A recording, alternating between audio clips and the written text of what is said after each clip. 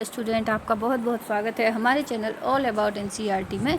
हम पढ़ रहे थे हमारे आसपास के पदार्थ, जो कि क्लास 9th का फर्स्ट लेसन है साइंस का। ठीक है, इसके हमने कुछ क्वेश्चन आंसर लास्ट वीडियो में फर्स्ट पार्ट में करे थे। आज हम इसका सेकंड पार्ट आपको कराते हैं। इस वीडियो में हम इसे बाकी के क्वेश्चन आपको करवाते हैं। तो सभी लोग, आप जिसने अगर नहीं पढ़े हैं पहले वाले वीडियो के, तो वो भी इनको पढ़ लें और तब इस वीडियो को देखें। ठीक है, और आप लोग ध्यान से मेरे साथ साथ पढ़िए तो आपको सब समझ में आ जाएंगे। ठीक है, और लाइक, शेयर और सब्सक्राइब ज़रूर कीजिए। Thanks for watching. चलिए देखते हैं फर्स्ट क्वेश्चन क्या है। निम्नलिखित तापमान को सेल्सियस में बदलिए। अब सबसे पहले आपको जो है तापमान दिए गए होंगे और इनको सेल्सियस में बदलना होगा। तो आप कैसे बदलेंगे? तो तापमान आपको ये दिया है, देखिए 300 के, और ये तो सबसे पहले केल्विन में तापमान कितना दिया है, 300 के। इसको आपने बदलना है सेल्सियस में। ठीक है, तो टी तापमान के टी सी प्लस 2733, तो 300 के बराबर टी सी प्लस 273, तो कितना हो गया सेल्सियस में तापमान? 300 माइनस 273 बराबर 27 सेल्सियस। ठीक है, ये फर्स्ट वाला हो गया आपका 27। ऐसे ही आप सेकंड का निकाल सकते हैं, टी के इक्वल टी सी प्लस 273। ठीक है, तो 573 जो दिया है, 573 इक्वल टी सी बराबर 273, तो सेल्सियस में कितना आ गया? 573 को इधर ले आते हैं हम, सेल्सियस को इधर ले आएंगे, इसको इधर ले आएंगे, इसको इधर ले आएंगे, तो ये 573 माइनस 273, तो 300 सेल्सियस हो जाएगा। ठीक है, चलिए अब नेक्स्ट क्वेश्चन देखते हैं। निम्नलिखित तापमान पर जल की भौतिक अवस्था क्या होगी? अब जो आपको तापमान दिए गए हैं, तो इसमें आपको बताना है कि जल की भौतिक अवस्था क्या होगी। तो पहला क्या है, हमें ज्ञात है कि जल का क्वथनांक कितना होता है, 100 डिग्री सेल्सियस होता है, तथा 250 डिग्री सेल्सियस जो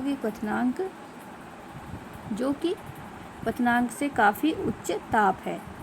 इस ताप पर जल गैसीय अवस्था में बदल जाएगा। ठीक है, अगला है 100 डिग्री सेल्सियस, द्रवीय अथवा गैसीय अवस्था दोनों, क्योंकि 100 डिग्री सेल्सियस पर जल उबलकर जो है भाप में बदल जाता है। ठीक, चलिए अगला क्वेश्चन है, किसी भी पदार्थ की भौतिक की अवस्था परिवर्तन के दौरान तापमान स्थिर क्यों रहता है? ठीक है, जब किसी पदार्थ की अवस्था में परिवर्तन होता है तो तापमान स्थिर क्यों रहता है? तो इसका जवाब है, किसी भी पदार्थ की अवस्था परिवर्तन के दौरान ताप इसलिए स्थिर रहता है क्योंकि दी जाने वाली ऊष्मा उसके कणों के बीच आकर्षण बल को तोड़ने में प्रयुक्त की जाती है। अतः इस अवस्था परिवर्तन के दौरान जो भी ऊष्मा दी जाती है उसको गुप्त ऊष्मा कहते हैं, या गलन की गुप्त ऊष्मा या वाष्पीकरण की गुप्त ऊष्मा कहते हैं। ठीक है, चलिए नेक्स्ट क्वेश्चन है, वायुमंडलीय गैसों को द्रव में परिवर्तन करने के लिए कोई विधि बताइए। अब जो वायुमंडलीय गैसें होती हैं, इनको द्रव में परिवर्तन करने की कोई विधि आपसे पूछी जा रही है। तो इसका जवाब है, दाब को बढ़ाकर तापमान को घटाकर। तो क्या करना है आपको? दाब को पहले घटाना है और तापमान को बढ़ाना है। तो वायुमंडलीय गैसों को द्रव में परिवर्तित किया जा सकता है। विधि, जैसे एक सिलेंडर में वायुमंडलीय गैस भरकर इसमें लगे पिस्टन से संपीड़ित करने पर ताप को कम करके पदार्थ के कण समीप आ जाते हैं तथा वो इसमें द्रव में बदल जाते हैं। ठीक है, ये जैसे आपको डायग्राम दिखाया गया है, एक आर्क है, ये गैस है यहाँ पे, और यहाँ ये पिस्टन लगाया गया है। ठीक, तो यहाँ वायुमंडलीय दाब हो रहा है और यहाँ ये गैस है, इसमें बदल जा रही हैं, द्रव में बदल जा रही हैं। ठीक है, चलिए नेक्स्ट क्वेश्चन लेते हैं। गर्म शुष्क दिन में कूलर अधिक ठंडा क्यों करता है? गर्म शुष्क दिन में वायु में नमी कम होती है तथा तापमान जो है अधिक होता है, जिसके कारण वाष्पीकरण की दर बढ़ जाती है। क्योंकि तापमान बढ़ने पर आर्द्रता घटने लगती है और वाष्पीकरण की दर में वृद्धि हो जाती है, तथा हम जानते हैं कि वाष्पीकरण से शीतलता प्रदान होती है, शीतलता उत्पन्न होती है, अतः कूलर के अंदर से ठंडी हवा कमरे में फैलकर ठंडक प्रदान करती है। ठीक है, गर्मियों में घड़े का जल ठंडा क्यों होता है? आप लोग भी घड़े का पानी पीते होंगे, देखते होंगे कि गर्मियों में सभी लोग घड़े में जल रखते हैं, वो ठंडा क्यों होता है? तो इसका कारण आपको कैसे पता लगेगा?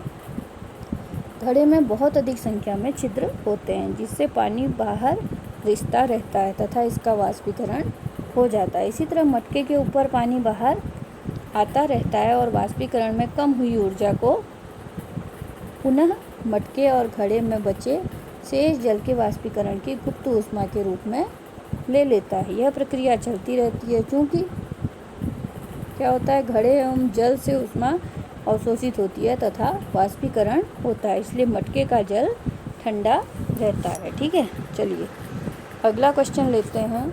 एसीटोन ऑब्लिक पेट्रोल या इत्र डालने पर हमारी हथेली ठंडी क्यों हो जाती है? आपने देखा होगा कोई भी एसीटोन या इत्र आपके हाथ में एकदम से गिरता है तो आपकी हथेली एकदम ठंडी हो जाती है, तो ऐसा क्यों होता है? तो इसका जवाब है एसीटोन, पेट्रोल या इत्र डालने पर हमारी हथेली इसलिए ठंडी होती है क्योंकि इसके कण हथेली या उसके आसपास से ऊर्जा प्राप्त कर लेते हैं और वाष्पीकृत हो जाते हैं, जिससे हथेली पर शीतलता महसूस होती है। वाष्पीकरण के कारण ही यह शीतलता महसूस होती है। ठीक है, चलिए नेक्स्ट क्वेश्चन है। ये क्वेश्चन आपसे हर साल एग्जाम में पूछे जाते हैं, आप इनको ध्यान से पढ़िए और समझने की कोशिश कीजिए। ठीक है, कप की अपेक्षा प्लेट से हम गर्म दूध या चाय आसानी से क्यों पी लेते हैं? ये भी आपने देखा होगा कि कप गर्म होता है तो हम प्लेट में डाल के पीते हैं। ठीक है, ऐसा इसलिए होता है क्योंकि प्लेट की सतह को क्षेत्रफल कप की सतह के क्षेत्रफल से अधिक होता है। जो प्लेट जो है फैली होती है उसका क्षेत्रफल अधिक होता है और कप का कम होता है, जिसका अधिक सतही क्षेत्रफल होगा, जितना ज़्यादा होगा वाष्पीकरण उतनी जल्दी हो जाएगा। दूध या चाय जल्दी ठंडी हो जाती है, इस तरह हम प्लेट से दूध या चाय जल्दी पी सकते हैं। ठीक है, अगला क्वेश्चन है, गर्मियों में हमें किस तरह के कपड़े पहनने चाहिए? आप लोगों को सभी को पता होगा गर्मी में हम किस तरह के कपड़े हमें पहनने चाहिए जो कि हमें ठंडा रखते हैं। तो इसका जवाब है गर्मियों में हमें हल्के रंग वाले सूती कपड़े पहनने चाहिए। हल्के रंग वाले कपड़े ऊष्मा अवशोषित करते हैं तथा सूती कपड़ों में छिद्र होते हैं जिसमें पसीना अवशोषित हो जाते हैं और वाष्पीकरण तेज़ी से हो जाता है। इस क्रिया में हमारी त्वचा से वाष्पीकरण की गुप्त ऊष्मा ली जाती है। ठीक है, इस तरह त्वचा से ऊष्मा निकलने के कारण ठंडक और आरामदायक महसूस होता है। इसलिए हमें गर्मी में कैसे कपड़े पहनने चाहिए? सूती कपड़े पहनने चाहिए। ठीक है, अब ये सेम आपको पहले जो हमने कराए वैसे ही क्वेश्चन आपको दिए हैं, सब आप खुद कर सकते हैं। ठीक है, अगला क्वेश्चन लेते हैं। निम्नलिखित अवलोकनों हेतु कारण लिखिए। अब आपसे पूछा जाएगा कि नेफ्थलीन को रखा रहने पर कुछ समय बाद कुछ भी ठोस पदार्थ छोड़े बिना अदृश्य हो जाती है। नेफ्थलीन की गोलियां डालते हैं ना आप कपड़ों में, छोड़ते हैं, लेकिन वो कुछ समय बाद गायब हो जाती है। नेफ्थलीन एक वाष्पशील ठोस पदार्थ है। ठीक है, जो ठोस द्रव अवस्था में आए बिना ही गैस में बदल जाता है। इसे ऊर्ध्वपातन कहते हैं। तब कुछ समय बाद यह ठोस पदार्थ बिना हवा में वाष्प बनकर उड़ जाता है। ठीक है, अगला है, हमें इत्र की गंध बहुत दूर बैठे ही पहुंच जाती है। तो हमें इत्र की गंध जो है, आपने महसूस किया होगा, कोई व्यक्ति अगर आपके सामने से जा रहा है इत्र डालकर या सेंट डाल, तो आपको पता चल जाता है कि इसने इत्र डाला है। तो क्यों ऐसा होता है, हमें महसूस हो जाता है? ठीक है, तो इसका कारण क्या है? इत्र एक वाष्पशील द्रव होता है जो तेज़ी से वाष्प में बदल जाता है तथा वायु के कणों के साथ मिलकर सभी दिशाओं में तेज़ी से विसरित हो जाता है या फैल जाता है। यही कारण है कि इत्र की गंध बहुत दूर बैठे भी हमारे पास तक पहुंच जाती है। ठीक है, चलिए अगला क्वेश्चन है, निम्नलिखित पदार्थों को उनके कणों के बीच बढ़ते हुए आकर्षण के अनुसार व्यवस्थित करें। तो इसमें सबसे ज़्यादा कण होते हैं आकर्षण के अनुसार? जल, चीनी और ऑक्सीजन। तो कणों के बीच बढ़ता हुआ आकर्षण, तो बढ़ता हुआ किसमें? सबसे कम किसमें? ऑक्सीजन, फिर जल और फिर चीनी। कारण ऑक्सीजन एक गैस है जिसके कणों के बीच आकर्षण बल जो है बहुत कम होता है। फिर द्रव जैसे जल में गैसों से अधिक तथा ठोस चीनी में कणों के बीच सर्वाधिक मजबूत आकर्षण बल पाया जाता है। ठीक है, चलिए निम्नलिखित तापमानों पर जल की भौतिक अवस्था क्या है? अब इस तापमान में आपको भौतिक अवस्था बतानी है। तो 25 डिग्री सेल्सियस में क्या होता है? जल ही होता है, द्रव अवस्था में रहता है। ठीक है, 0 डिग्री सेल्सियस पे क्या होता है, जल जो है ठोस क्या बन जाता है, बर्फ़ बन जाती है। 0 डिग्री सेल्सियस द्रवीय अवस्था दोनों में रह सकता है, क्योंकि जल का हिमांक तथा बर्फ़ का गलनांक दोनों 0 डिग्री सेल्सियस होता है। ठीक है। और 100 डिग्री सेल्सियस में क्या होता है, 100 डिग्री सेल्सियस में जो है तृतीय अवस्था, द्रवीय अवस्था, उबलना या गैसीय अवस्था दोनों संभव हो सकता है। तो इसमें जो है या तो पानी आपको उबलता हुआ दिखेगा या फिर गैस की अवस्था, वाष्प की अवस्था में भी हो सकता है। तो 100 डिग्री सेल्सियस जल का क्वथनांक है तथा 100 डिग्री सेल्सियस पर जल वाष्प में भी परिवर्तित हो जाता है। ठीक है। पुष्टि हेतु कारण दें। जल कमरे के ताप पर द्रव है, जल कमरे के ताप पर द्रव है। तो इसका जवाब क्या है, जल कमरे के ताप पर द्रव है, क्योंकि इसका हिमांक 0 डिग्री सेल्सियस तथा क्वथनांक 100 डिग्री सेल्सियस होता है। साथ ही इसका निश्चित आयतन होता है, परंतु निश्चित आकार नहीं होता, इसलिए जल को जिस बर्तन में रखा जाता है ये उसी का आकार ले लेता है। ठीक है। अगर हम नॉर्मल कमरे के ताप में रखेंगे तो क्या होता है, जल द्रव है, क्योंकि इसका हिमांक 0 डिग्री सेल्सियस होता है और क्वथनांक 100 डिग्री। ठीक है। अच्छा, लोहे की अलमारी कमरे के ताप पर एक ठोस महसूस होती है। तो लोहे की अलमारी कैसी महसूस होती है हमें, ठोस। लोहे की अलमारी कमरे के ताप पर ठोस है, क्योंकि इसका गलनांक कमरे के ताप से बहुत अधिक होता है। इसमें एक निश्चित आकार एवं आयतन होता है तथा यह दृढ़ होता है और बहता भी नहीं है। ठीक है। 270 डिग्री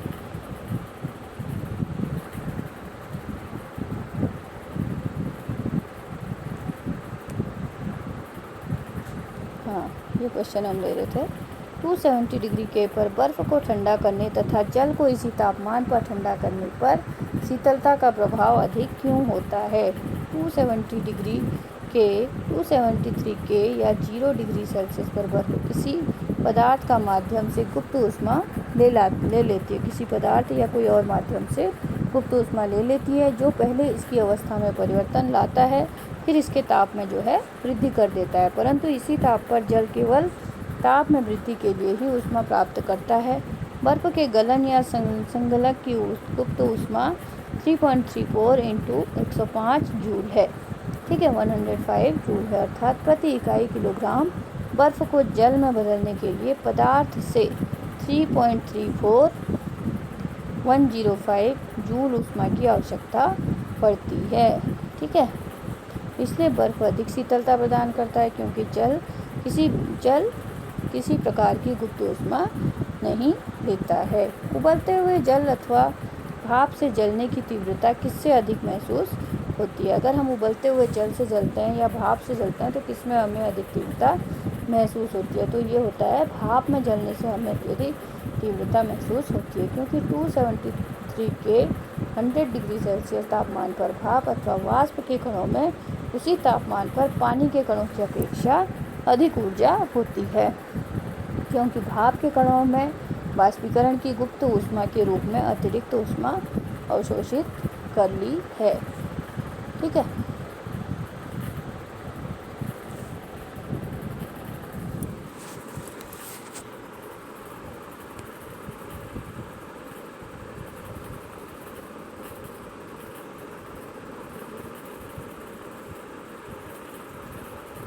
तो डियर स्टूडेंट, इसके लेसन के करीब क्वेश्चन आंसर अब आपके पूरे हो गए हैं। आशा करती हूँ आपके समझ में सब आ गए होंगे, और इसी तरह आप हमारे चैनल को सपोर्ट कीजिए, लाइक शेयर और सब्सक्राइब कीजिए, तो हम आपको और भी इसी तरह के वीडियो हम आपके लिए लेकर आते रहेंगे, ताकि आपकी स्टडी और अच्छे से हो सके। ठीक है।